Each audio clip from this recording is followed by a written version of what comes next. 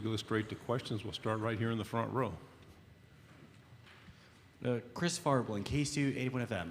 Brock, you guys have some changes this offseason in the offense. Of course, offensive coordinator going from Todd Monken, he's off the NFL, to Mike Bobo. And, of course, quarterback Stetson's out. And you have Beck, you have Vandergriff, Stockton. I was going to ask, how seamless has the transition been from one offensive coordinator to the other? And also, what's your chemistry been like with Carson Beck? Yeah, it was pretty seamless because Bobo was there last year in the tight end room actually helping out and just being that offense kind of quality control assistant kind of role. And so everyone kind of was used to him. And, everyone really likes him. So it's been pretty seamless transition. And then my relation with Carson Beck is actually really good. We've been locker buddies, I guess. Like, we're right next to each other in the locker room every day. And he's been doing really good. And so, we've been around each other the last 2 years, so it's been pretty easy. Right side, second row. Hey, Brock, Clint Schweitzer, Starcade Media. There are several NFL tight ends that are tremendous at the top of their game right now. Is there a player or a few that you kind of emulate your game after that you admire? Obviously, Travis Kelce does his tight end you right here in Nashville, or are there others for you? Yeah, I think Travis Kelce and George Kittle both do a great job, and I just try to take what I can from them, and they're awesome. So on the aisle here, Joe Cook, Inside Texas. A.D. Mitchell obviously transferred to Texas. What did he bring? What did you see from him when you were a teammate with A.D.?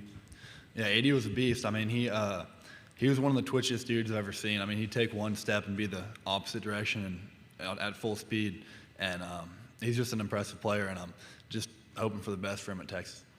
Right side, third row. Hey, Ben Bobick, Local 3 News in Chattanooga. You've been around the program the last few years, but so has a guy like Ladd McConkey in the wide receiver and tight ends room. How important is it having a guy like Ladd who's worked his butt off to get where he is, like you guys, but also just as a leader in the program, in the wide receiver and tight ends room, but also the team as a whole? You said, what is it? Can you repeat that, please? Yeah, no problem. Having Ladd McConkey in the wide receiver and tight ends room as a leader, and what's it mean for the younger guys and obviously as the team as a whole? Oh, yeah, he's an awesome leader. He's kind of like me, he kind of leads by example, and he does a really good job at it. And he just comes in with a positive mindset and a smile on his face every day. So I feel like that kind of brings the whole team's vibe up a little bit, and he just does everything right. So on the aisle, third row. Yeah, Sam Penny, Channel 9 in Chattanooga. You guys have seemed to build a lot of talent in that tight end room. Obviously, you had Darnell going to the NFL last year. Yourself, you're one of the top tight ends in the country. You got Pierce and Lawson coming in as well. You're kind of building tight end university there. What's it like in Georgia that's really allowing you guys to grow and develop to be the best versions of yourselves you can be?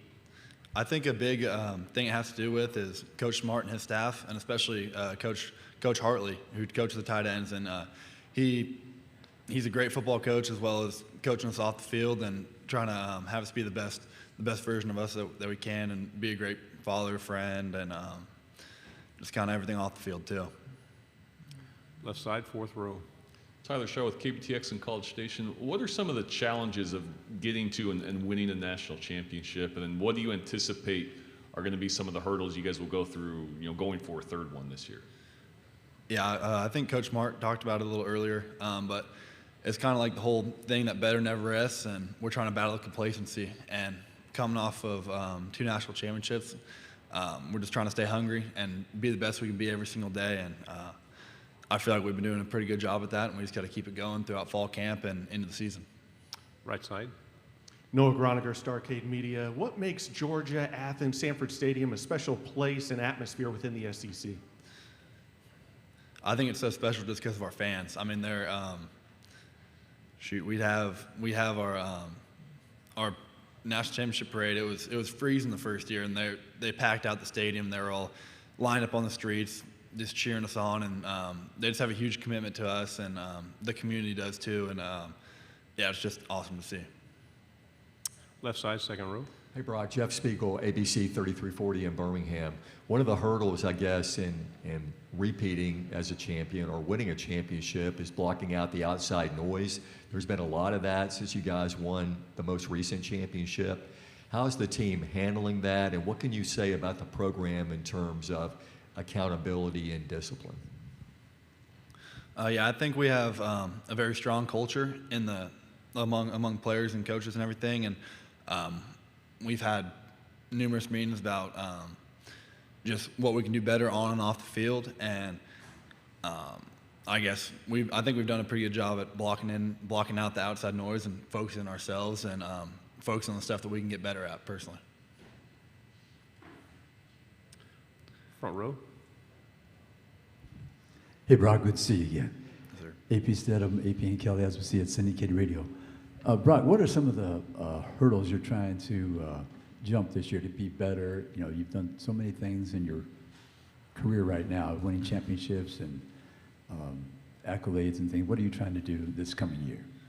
One of the things I'm trying to do better at is be a better leader, because now I'm the old guy in the room somehow, and I feel like time flew by, and I feel like just yesterday I was sitting in the same seat as those freshmen, and it's a little nerve-wracking, but for those guys, and I'm just trying to help them the best I can and lead by example, and I guess just maybe try to be a better vocal leader and say something when something needs to be said.